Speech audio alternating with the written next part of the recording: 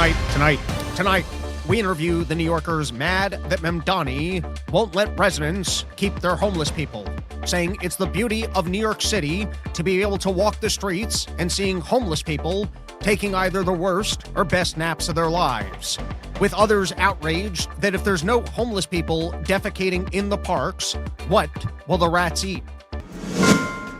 Tonight, as competition heats up between Newsom and AOC for Democratic frontrunner, with AOC recently caught stuttering more than a primetime Joe Biden. You know, I think that this is such a, I think that this is a... Newsom reminds the voters that he too isn't that smart and doesn't read.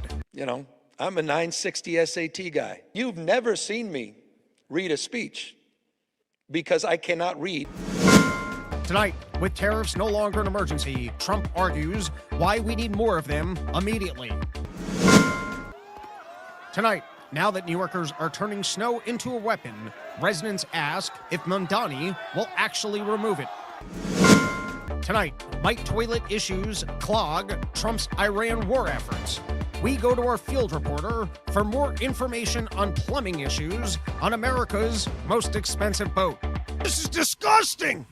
I don't even get it! Just cut a hole and go loo in the ocean! This is a lot of shit! Are you guys even trying to get rid of the people who are clogging these toilets? I mean, courteously flush. Get rid of the fat guys! Or change the diet to bananas! I thought the people in the Navy were gay! You guys don't have cleaner butts than this? And how are you gonna hit a target if everyone's on this boat all seasick, just living in a barrel of shit? Who designed this? What, do you guys send your engineer to Epstein Island? He was getting his dick sucked and then looked at some kid and said, "Here, why don't you design the flushing system on our most expensive boat?" How does anyone live like this? It would make more sense just to shit your pants and toss them out into the ocean. I need my desk job back. I don't think I'm ever gonna get this shit out of my hair. All right, what is up, everybody? Welcome back to a brand new episode of the Run Your Mouth podcast. We're here with the most accurate display of the current situation in Iran, making sure that everyone's informed, everyone knows what's going on. And you know what? Why don't we start with a quick recap of the State of the Union, brought to you by YoKratom.com, home of the $6 kilo, only place in the entire world. You get a full kilo of kratom for just $60. All right, State of the Union. Let's start with that. Here's the real quick summary. I was hoping for more of an Iran pitch. I'm just saying, if I'm going to be tuning in, I got to get rid of this thing. It's too hot. It's too hot. We can show off my unshaved head. What am I afraid of? Anyways, I was hoping for an Iran pitch. That's what I was hoping for. I wanted him to get out there and sell that thing. Let's see the greatest salesman of all time tell us, we gotta take him out. Best opportunity, greatest war of all time. I was hoping for that. Instead, I think we probably got the most clapter that's ever existed in one of those speeches. I mean, those guys were getting their workout in. Up, down, up, down, up, down, clap, clap, clap. A lot of that. A lot of awards being given out, and there was a lot of triumphant claims of random individuals who have gotten a couple $1,000s more, which doesn't, in this inflationary environment, doesn't sound that exciting. And let's all get up and applaud for this lady who has an additional $5,000 thanks to me. The whole room gets up really excited. I think the only fun moment was probably when he started going after Nancy Pelosi for stock trading. I thought that was a good time. Other than that, you know, I had a fun time watching it. Listen, this is going up on Spotify. If you guys didn't catch and you're interested, I did a watch along with Clint Russell and Brian McWilliams. So we watched basically the entire thing. I didn't go back to fill in the few details on the parts that we fast forwarded. But everybody, RobBernsteinComedy.com. I did a full hour-long podcast yesterday because I didn't think I was going to do Paywall segment today because I just had too much material, but we're still going to do a short Paywall segment on the recent shooters on Donald Trump. If you guys are looking for more Run Your Mouth content, the Wednesday episode will remain free forever. Those are the ones that we do the intro on. Probably going to be doing twice a week. I'm still trying to figure out Sundays, but there is paywalled content, RobBernsteinComedy.com. It's all $5 a month. You get a lot more stuff, and you can also get the first half of my FBI entrapment thing that I did up at the Shell. All right, let's get into some other stuff, and then we'll take some comments. But you know what? Let's start with the Iran war, because obviously, you know, that's the juiciest topic that's on the table right now. And honestly, here's a Trump pitch for everybody here. I said this yesterday on the live stream, but most of you guys didn't watch that or see that. I mean, there were like 1,000 people there. But anyways, I'm telling you, and this is a Trumpian claim, I can solve this thing in a single phone call. And here's all you got to do. You got to call up the Iranians and go, listen, there's been a lot of drama backwards and forwards, and I'm Trump. I enjoy the drama. I enjoy that everyone's paying attention to me. That's what I'm here for, making sure that my presidency has the best television ratings of all time, because I still don't understand that it's really not that important. There's no metric of most watched president ever, especially if you're not running for re-election. You don't really need all the attention all the time. You don't have to make insane statements that everyone tunes in. There will be no finale with ratings that you profit off of. I mean, most of the money would actually come from if you did everything in a more quiet fashion, so we weren't paying as much attention to your crypto schemes in hotels in other countries and whatever Witkoff and Jared Kushner are up to. But anyways, Donald Trump isn't aware of that, and he likes all the attention all the time. He still thinks he's running a TV show, and it's the greatest show on earth. Make sure everyone's tuned in all the time. But here's the phone call. You finally get these two guys to talk, and you just go, listen, we just got to get back into this JCPOA. You guys can have a civilian nuclear program up to 3.5%. We need to make this has to go for 25 years, so we don't have to keep going back and forth on this thing. And the Israelis keep telling me that you're trying to make a nuclear bomb. It's not good enough for it to be for 5 years.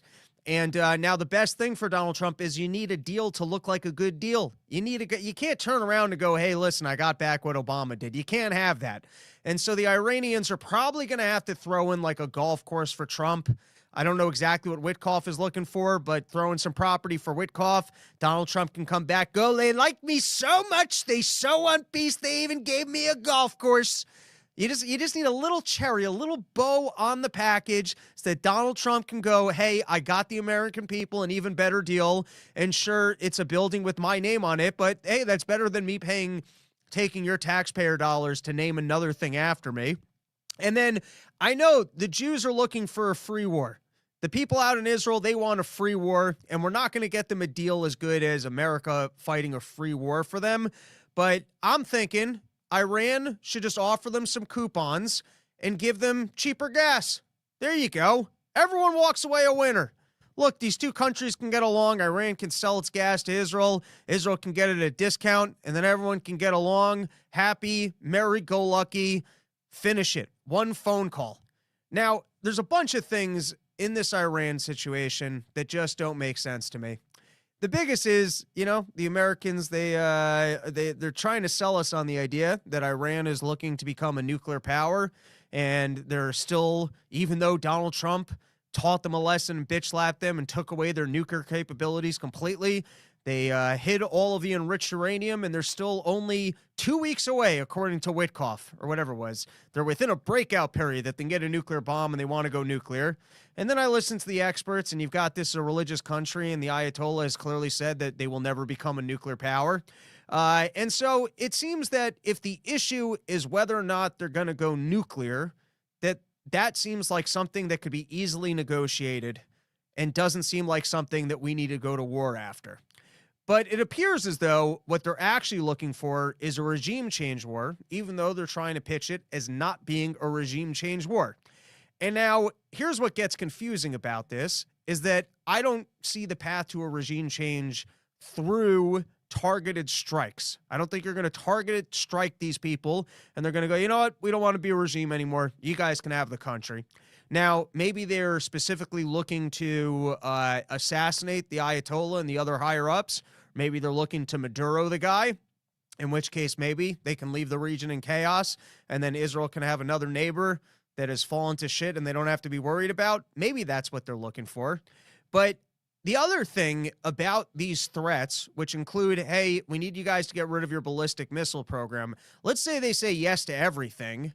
well, then you don't currently have the regime change you're looking for. I guess you just ask them, hey, would you guys mind maybe making in the future easier for us to invade you and actually have the regime change that we were looking for, but we won't say that we're looking for?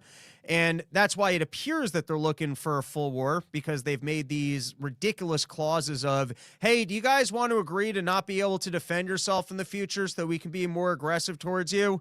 Hey, it's a little bit difficult for us to invade you now, but if you got rid of your ballistic missiles and you got rid of the people that we've labeled terrorists in the region like Hezbollah, and you quit supporting them, and then it would be a lot easier for us to attack you in the future, then we could have a deal. They're clearly not going to agree to that. But even if they were to roll over and agree with that, that doesn't actually get you the regime change now unless Donald Trump can go psych and then do a full-scale invasion, which I don't even know if that will work. Now, based off of the clip, I don't need to replay it. I had it for the show, but then I sent it over to Dave. We did a whole segment on Part of the Problem, and I assume everyone here watched it, where he played Witkoff talking about that, Iran's within a breakout period of the bomb, and essentially Donald Trump finds it curious that they haven't just rolled over, which does make it seem like Donald Trump and all of his bluster has been led to believe that if he just moved all these ships into the region, Iran would go, you know what, we don't want this action, whatever you guys need, sure, we'll make it easier for us to invade in the future. And it doesn't quite look like that's playing out. And a lot of people just want to look at the best case scenario here of maybe we get more war theater, and Donald Trump's able to call up Iran beforehand and go, all right, listen, we're going to go back to the JCPOA, but I need a couple fireworks to make it look like I forced your hand. What is it okay for me to bomb? And then maybe you guys we'll clear out another military base and you guys can bomb it back and we can call it a war. Maybe, you never know with Donald Trump. You never know exactly what they're coordinating here in regards to war theater. But there's a lot of, I guess, best case scenario thinking of that, well, Donald Trump's going to strike them. They're going to roll over. I guess they'll remain a regime, but without any missiles in any capacity, and that will be the end of it. Israel will no longer be looking for regime change war, and we won't be exactly back here 6 months later after Donald Trump declares victory, because no one wants the regime change war. We just want to make them agree to being easier to invade in the future. But the other side of this is maybe our military actions don't go that well.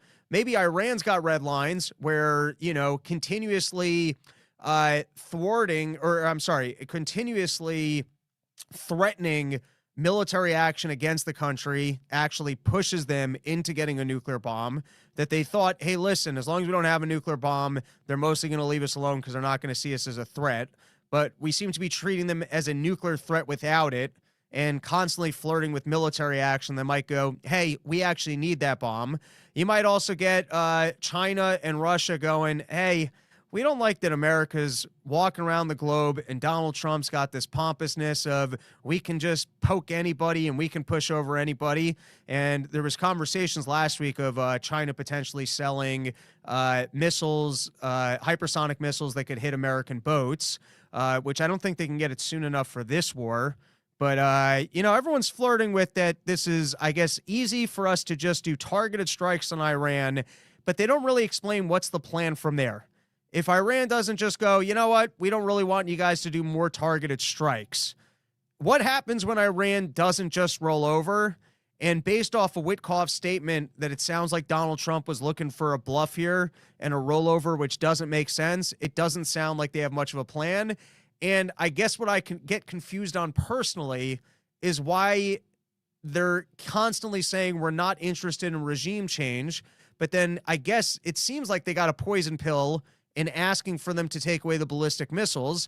And then if Iran actually agreed to that, are we not back to this in a year from now because they actually wanted the regime change? All right, well, there's all my thoughts on that. Now let's move over to Epstein. But you know what? We could take some comments, which, by the way, everyone, I just bought a new laptop. So, we should have smoother flow in future episodes. But I got to make changes every time I try and view things. All right, let's take some comments, though. Michael the Libertarian, 2 weeks sounds urgent. The state loves a sense of urgency to justify further expansion and growth. I'm not sure. I must have missed something in the chat there. John Popick, targeted strikes equals theater of war. Hey, move everyone out of this area so we can bomb it and show force. Well, every engagement thus far that we've seen with Iran is essentially war theater, particularly when it was a year ago between Israel and Iran was not sending the hypersonic stuff over there and hitting anything. And then also the way that they struck back in America after the bunker bomber incident. All right, let's move on to the latest in the Epstein storyline. We're going to start with this. I had tweeted this out the other day. Usually I don't tweet what I'm going to do on the show because I don't know. I feel like once I've said it, but I don't think most of you guys are on my Twitter anyways. But after that little incident with Obama, Donald Trump is now teasing that he is going to release all of the government files on aliens and UFOs, which makes me wonder, how bad is the information on the Epstein files that he's more gung-ho about releasing the information that they have on aliens? How bad is the information if we saw all the Epstein stuff that you would think nothing's more secretive to the government than aliens if aliens exist? And on the topic of aliens, at least at the moment, Donald Trump's like, you can see it. And we all know if they put it out, I guess it will be heavily redacted after it's been scrubbed, little black boxes over everything, then an argument about whether or not it was released, him saying it's a Democratic hoax, there never were aliens to begin with. But now, here's the thing that I have been thinking about most loudly in my own brain, and if you haven't listened to anything thus far in the show because it was mostly chaotic nonsense, here's an actual well-thought-out piece of information that I would like to bring to more people. So, I've said it before, go celebrate I'm pulling good information out of my ass. Celebrate living in the future and being right on stuff. That's why you listen to the Run Your Mouth podcast. Go knock on doors and evangelize that more people should be listening to the Run Your Mouth podcast.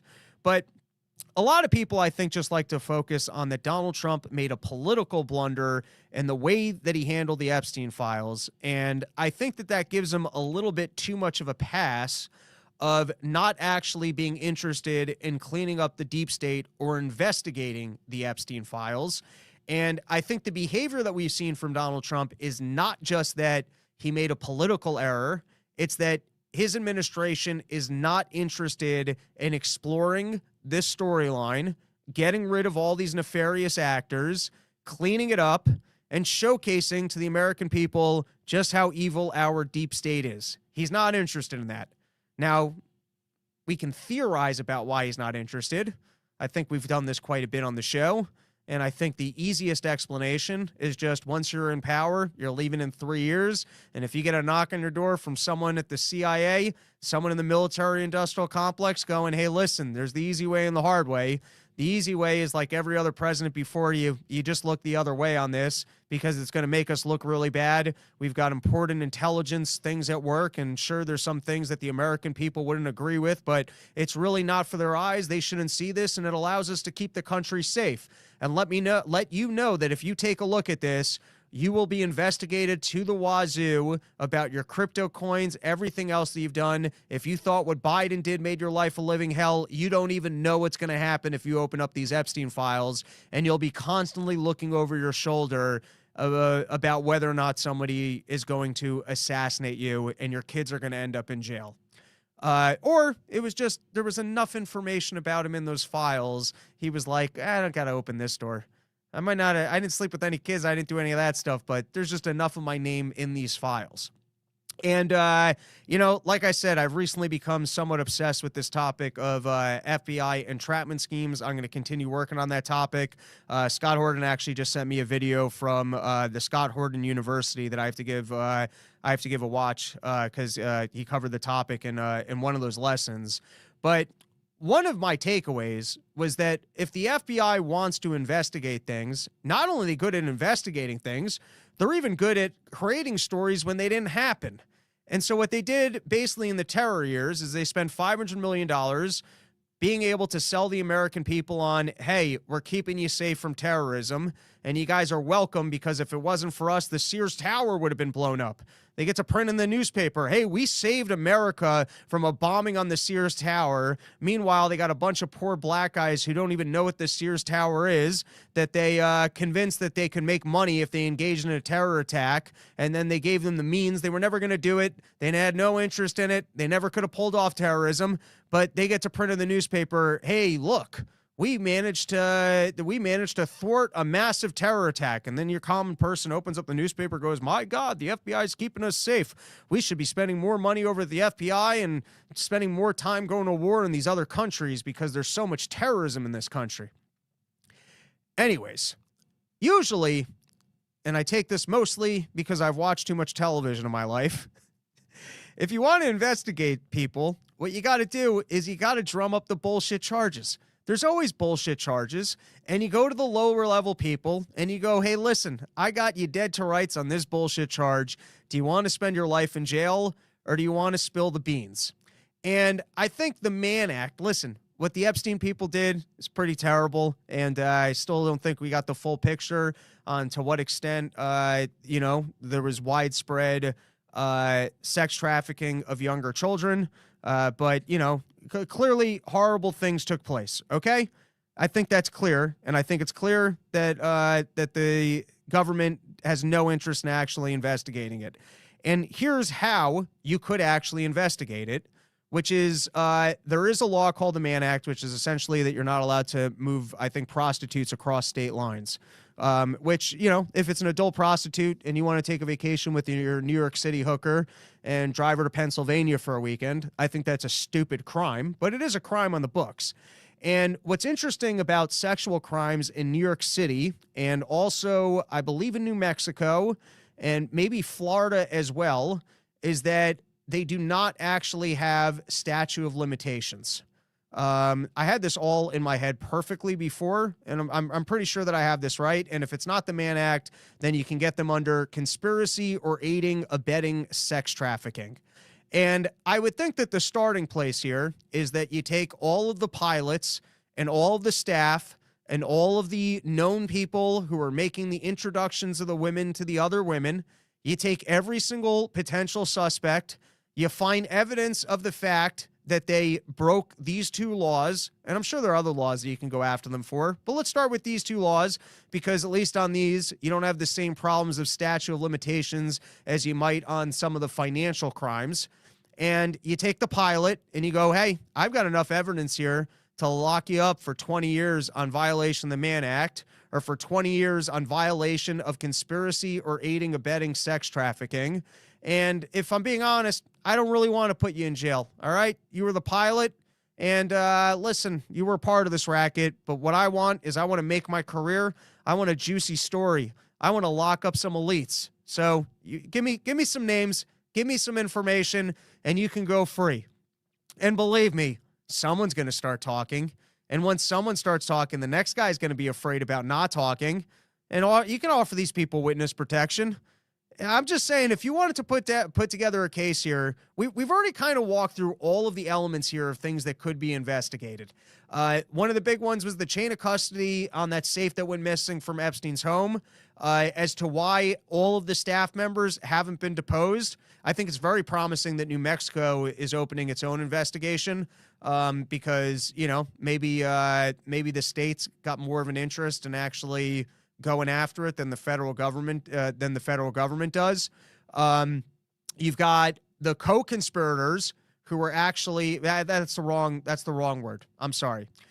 In the initial prosecution agreement of Epstein, Ghislaine Maxwell was not listed as one of the names that would not be prosecuted as a part of Epstein's deal when he was found guilty in Florida. There were other seemingly more high-ranking names in the Epstein organization that specifically got listed in the agreement when Epstein was found guilty as not being subject to prosecution. But at a minimum, I think those people haul those people in front of Congress.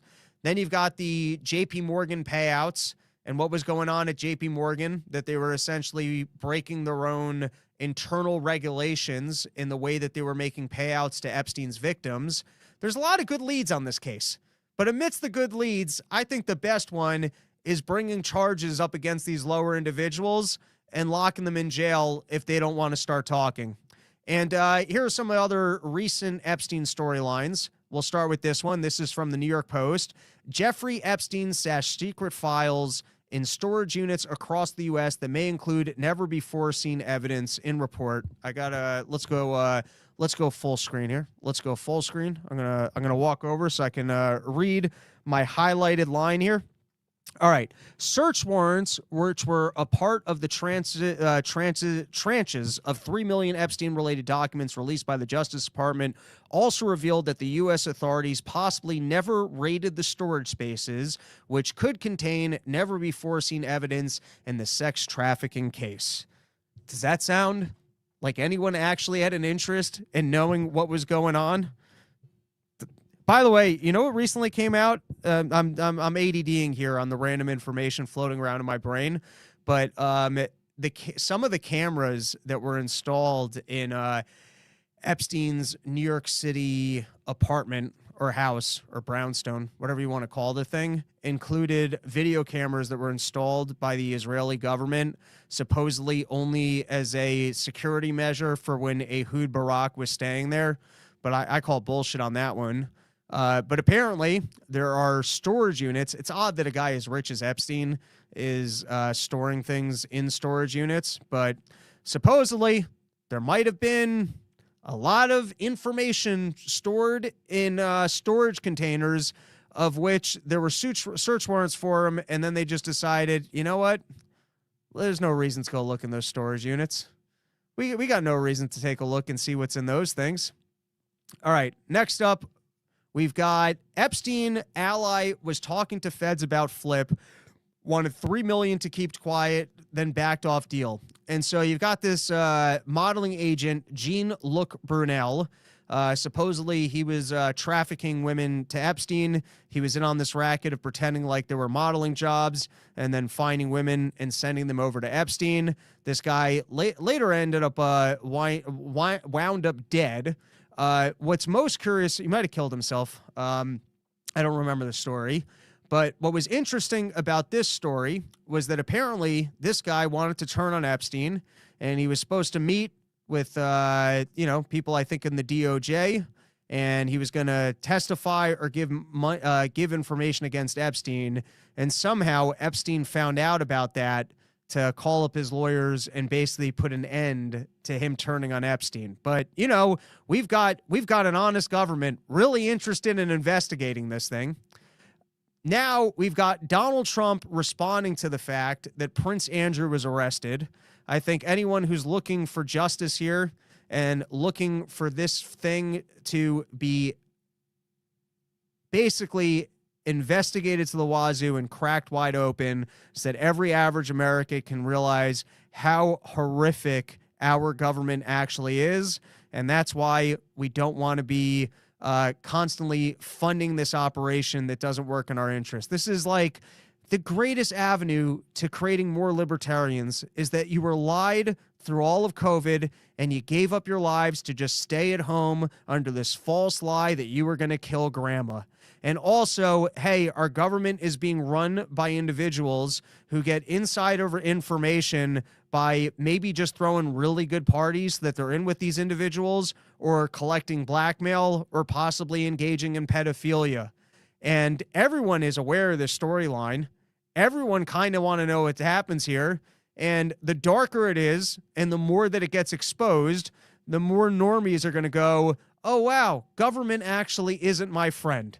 And so if you're a fan of justice actually taking place here, the fact that other countries are taking this more seriously than our own country, and they're actually arresting individuals who have been found to have affiliations with Epstein and possibly gave him state secrets or other financial information, which is what Prince Andrew is in trouble for, you'd go, wow, this is great. This is going to put more pressure on our government to not be able to make statements like this is a Democratic hoax. And of course, because it's not just a political fumble of Donald Trump, it's that he actively is working against anybody looking into the Epstein files. I think that should be obvious to anybody who's being honest about what's taking place here.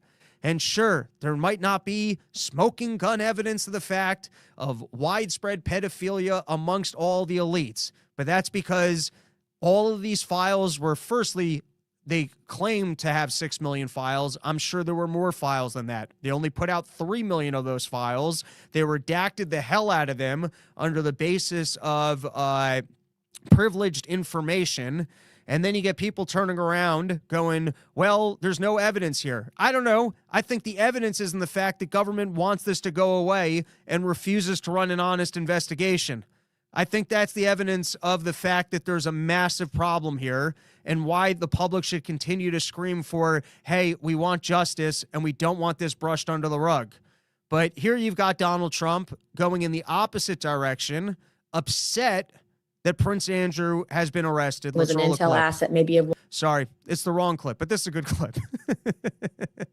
This is a good clip as well, which is, luckily for us, Congressman Massey, Ro Khanna, and others are still out there now pushing for investigations and more information to come out. And obviously more senators and congressmen have looked at some of the redacted information. And so here's Senator, I think her name is Nancy Mace, letting us know what her scoop on the Epstein files are. Roll it, producer man. An intel asset, maybe of one or multiple nations, and that's why our country protected him and the information and videos and audio that he had on other world leaders. But until people go to jail, people want justice, and that's the only way we're going to get it right now. I mean, there you have it. You've got senators themselves who are buying into the conspiracy theory that Epstein was engaged in blackmail and potentially working for intelligence agencies. And now we've got individuals in other countries getting in trouble, which includes the former Norway prime minister attempted a suicide attempt after Epstein-linked raid corruption charges.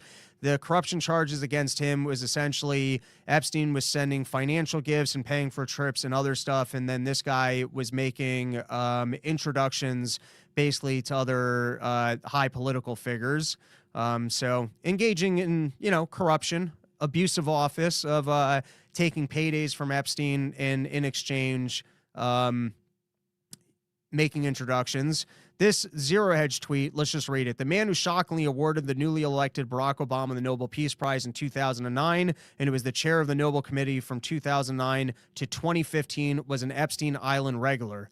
And the other thing that's kind of interesting about that is that apparently the leverage, this was early, the conversation about Epstein and Bill Gates, was that I think Epstein was teasing Bill Gates or was recruiting Bill Gates under the guise that he had the in to get him a Nobel Peace Prize. If you're Bill Gates and you're incredibly wealthy and you've got everything in the world, you want that shiny Nobel Peace Prize so that you could pretend that when you're augmenting mosquitoes and you're preaching things like vaccines to the world, you've got the credibility of being a Nobel Peace Prize winner. And I guess the way he brought Bill Gates to the table, at least this was the old reporting, and this would kind of fall into the devilish tactics of a good blackmailer, is finding out the specific thing that you want and then teasing, hey, I can make that happen, and then bringing you into the orbit and finding blackmail against you. It actually does sound like an intelligence operation of, hey, what's the thing I can promise this person that no one else can get him? And then you bring him in and you never get him that thing, but now he's in the mob and you get some blackmail or whatever else on these individuals and they're tied into your schemes. And in this case, you've got high-ranking government officials who are partying with Epstein, taking money from Epstein, and then helping facilitate the mirage, or actually the reality of that Epstein is tied in with the rich and powerful. And so he's the person to network with so you can get access to the other rich and powerful. But this guy, I guess he didn't like that the storyline's coming out. He even tried to kill himself. And now we've got the Donald Trump response to Prince Charles, and then we'll take some comments. Related to something with Jeffrey Epstein, do you think people in this country at some point, associates of Jeffrey Epstein, will wind up in handcuffs too? Well, I'm the expert in a way because I've been totally exonerated. That's very nice. I can actually speak about it very nicely. I think it's a shame. I think it's very sad. I think it's so bad for the royal family. It's a very, very sad. To me, it's a very sad thing. When I see that, it's a very sad thing. To see it and to see what's going on with his brother, who's obviously coming to our country very soon, and he's a fantastic man. What is sad about this, unless you specifically don't want justice? unless you specifically don't want reinforcing the narrative of, oh, something actually took place here, and let's go after the elites and let's get them in trouble for what took place here. You're on the side, like, you're literally on the side of, well, I'm in the elite club, so I don't want people taking us down a peg. We're supposed to be above the law. Nothing's supposed to happen to us. I don't like this new reality that we live in, that the general public thinks that they can create enough attention for something that they'll actually take legal action and pursue things that they never otherwise would have pursued. Why else would you think that this is sad? I guess unless you're so married to the fact that it's just a Democratic hoax. But I think in this case, on the Prince Andrew one, they got him dead to rights on sending information to Epstein that was supposed to be, secret government information. The king. So I think it's a very sad thing. It's really interesting because nobody used to speak about Epstein when he was alive, but now they speak. All right, I've had enough of that. I think I got one more on Epstein, and then we'll take some comments. One other person abroad, of course, got arrested, and this is former British ambassador arrested for misconduct ties to Epstein, and I think they got him on basically taking a $75,000 payment from Epstein, but this was the guy who told Epstein that Greece was going to get an EU bailout, which I'm sure that there were opportunities to make money in bonds or other financial opportunities if you know that one country is going to get a bailout. All right, let's take some comments. Before we do, let's thank another one of our sponsors for today, which is, of course, Sheath.com. Guys, how many times do I have to tell you, Bobby the Bank's been a loyal supporter of the Run Your Mouth podcast, and lucky for us, he makes the greatest underwear that's ever graced the balls of man. I don't go out without my sheaths. Firstly, you'll look sexy as hell in them. And two, if you're out there, you're eating too many donuts or doing squats, you don't want your thighs chafing together, the solution is simple. It's sheathunderwear.com, sheath.com. Use promo code RYM and get yourself 20% off. Guys, I'm telling you, if you're working out, you got hot, sweaty balls, you want to be able to keep everything cool, calm, collected, and separated, the answer's right there. Sheath.com, promo code RYM, 20% off. It's got the full endorsement of the Run Your Mouth podcast. Redman. Hello, Robbie. The fact that the FBI has had and continues to have evidence that rich, powerful people rape children and do nothing about it should be enough to end almost everyone's trust in a state. You would hope so, but there's still enough people out there that go, hey, Donald Trump said it was a hoax. Or you got other people out there that goes, well, we've got to be rational, evidence-based people. And until we can see direct evidence, this is horrific that we would just jump to accusations. And I think it's different when the state is clearly engaging in a cover-up. I think it's a little bit different there. When the state wants to say that somebody's guilty, and you go, well, do you have any evidence that the guy's guilty? Then you give him a pass until you see some evidence. But when it's the state that's engaged in its own cover-up and you can clearly see the cover-up, you don't just go, well, we had no evidence on the thing. Yeah, it's because they didn't show us the evidence. John Popick. Those anti-government crooks made up aliens. Trust me, and thank you for your attention to this matter. I'm okay with that. Michael the Libertarian. Michael Tracy probably spurging out because you aren't defending Epstein. Gotta love that he's going to die on that hill, eh? Yeah, well, I don't even get the game of the people. I watched Michael Malice. I saw that clip on Rogan, and I thought he made a valid point that if you're at all skeptic about the degree by which there was widespread child abuse by elites, then suddenly, the mob jumps on you as if you're a defender. And I think there is something to be said for, I'd like to see more evidence of not just Epstein involved in that particular racket. But I think that's different than the people that say, hey, the government's handled this properly, or there's no reason to investigate it further, or clearly there's no reason to see or say anything here. And the child abuse stuff, I've seen enough that I'm not really... I'd like to see more evidence that it's completely damning and absolute, and we don't have to question it. But I mean, who doesn't want? Who reads all of the pizza-coded language and just goes, "Well, there's no evidence, so there's no reason to look at this."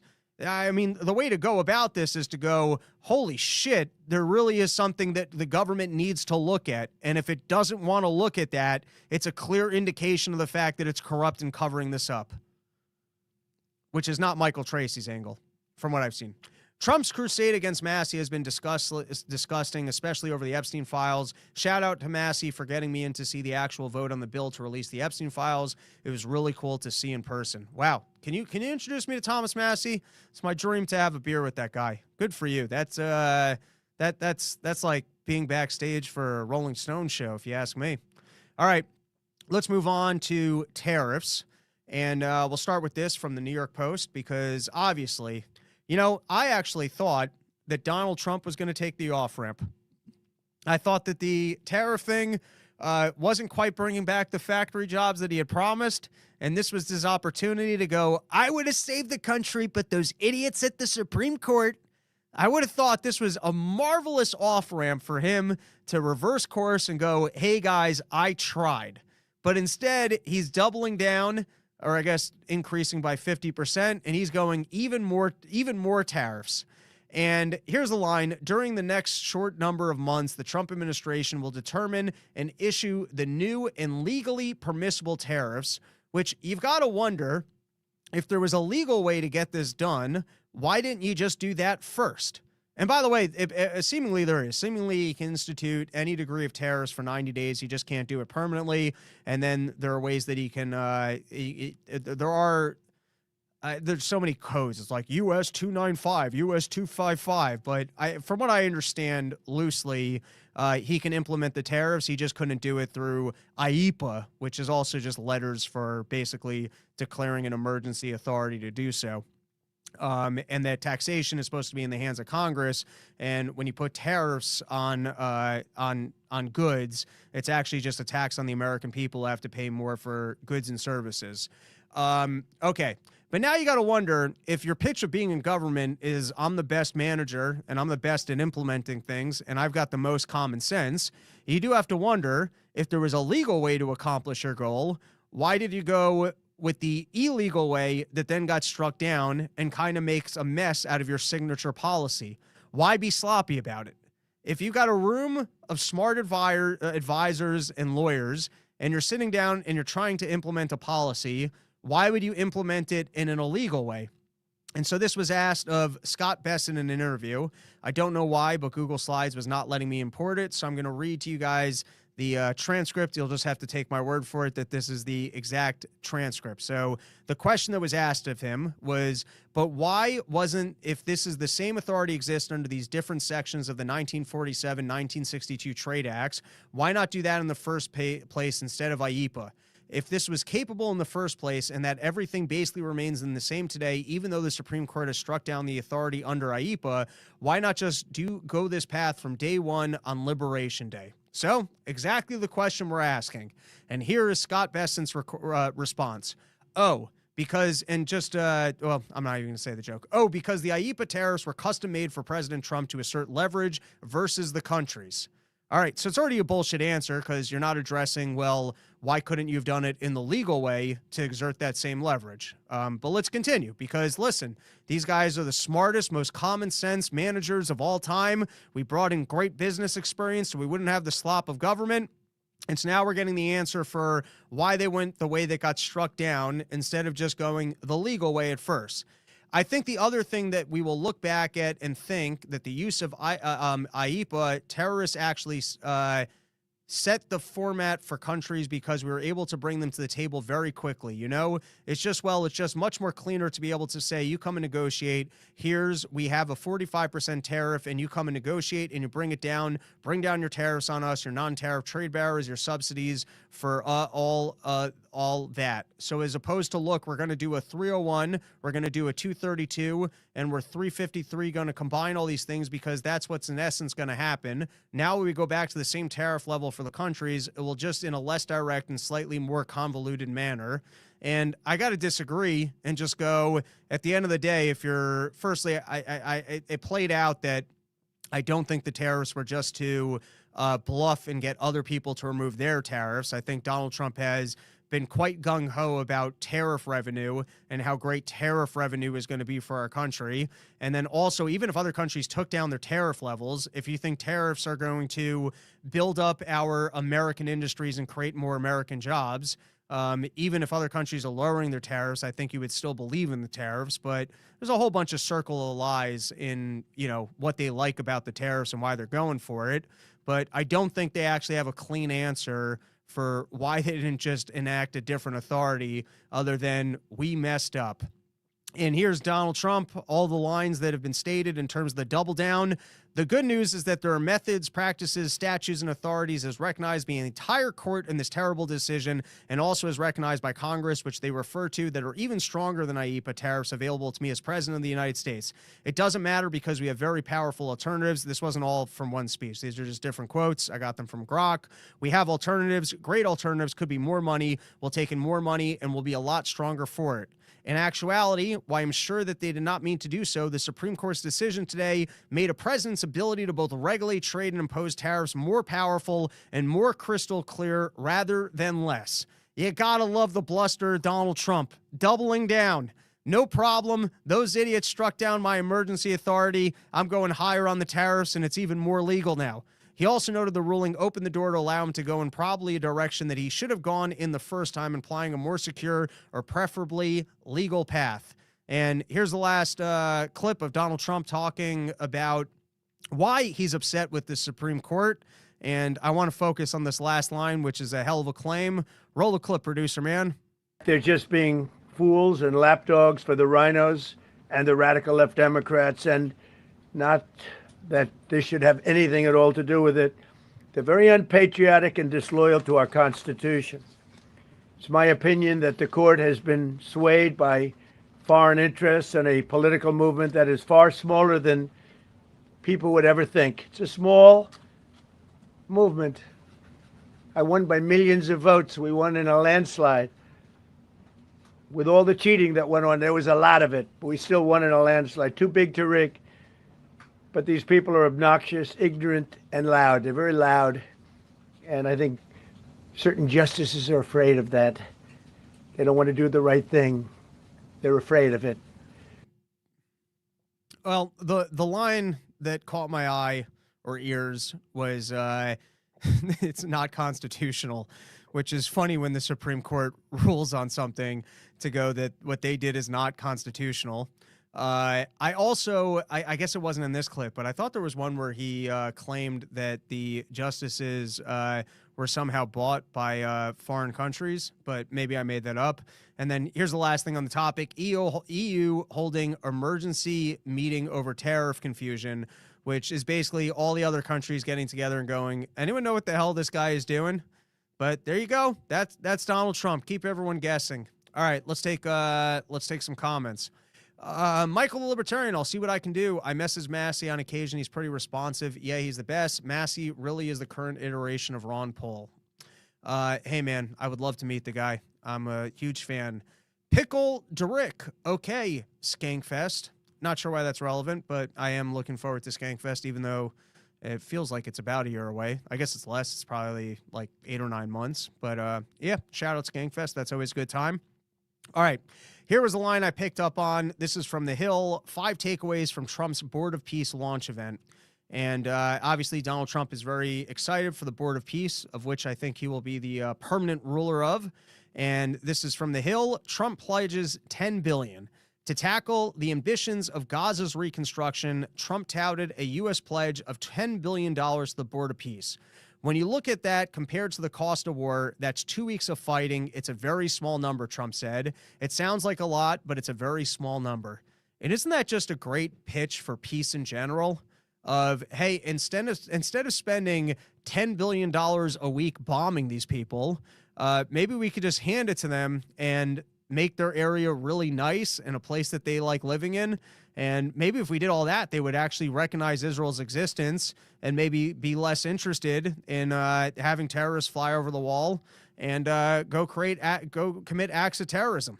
I mean, through this, you get a whole framework for, wow, if we trade with people and we're both creating riches, maybe we don't have to threaten them with war all the time. Maybe we don't have to spend as much money as we're spending on our military because there's a cheaper avenue to get along with people, which is making their lives better. And on that note, I saw this chart. It was in a Zero Hedge article from the Visual Capitalist on the U.S. military budget.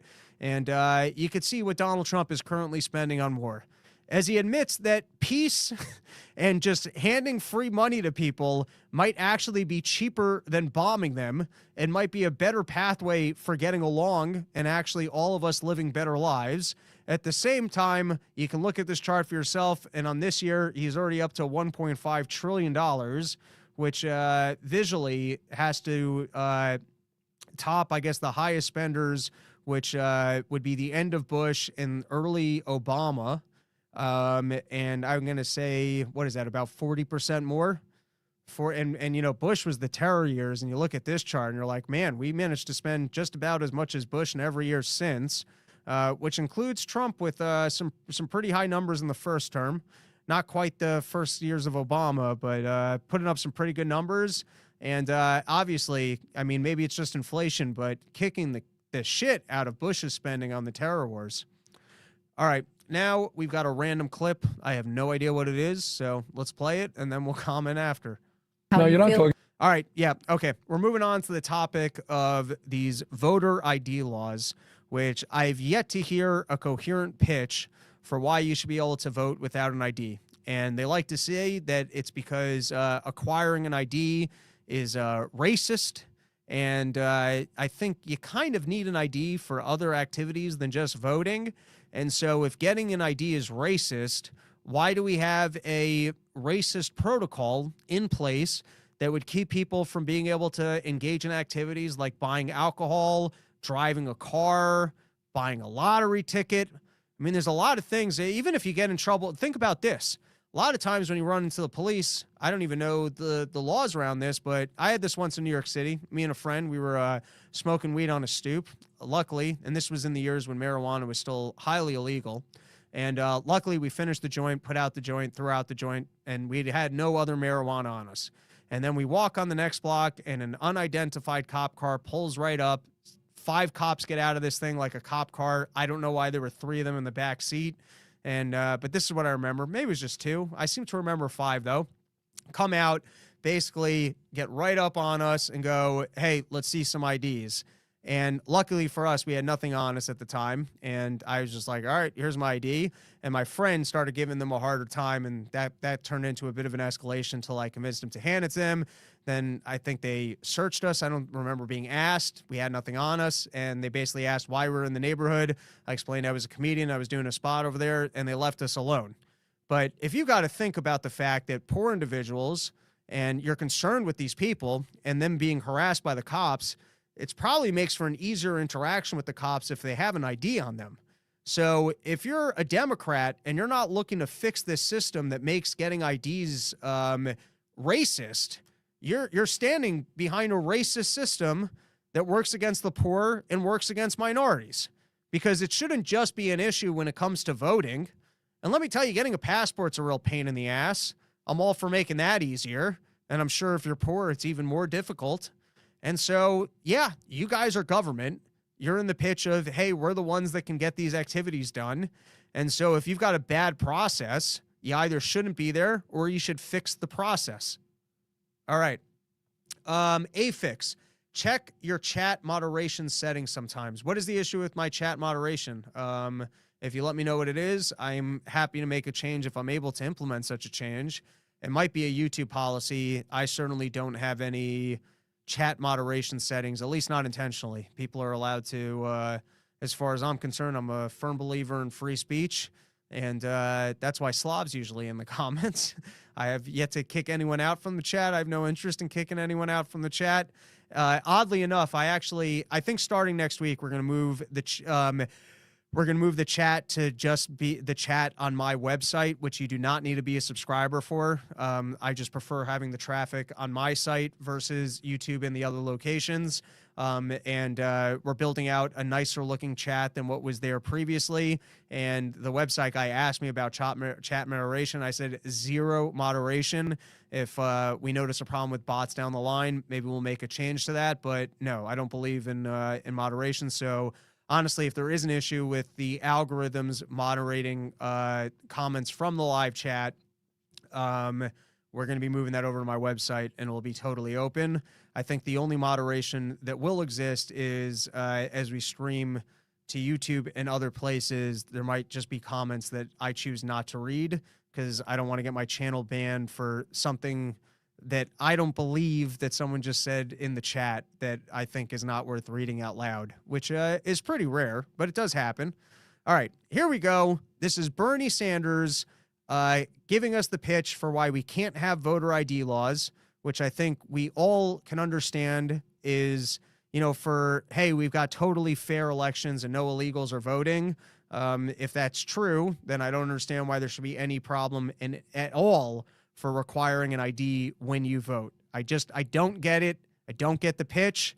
And if there's something that's racist about having to get an ID, then you guys are standing by a racist system that's keeping people from living normal lives because there's other things that you need an ID for.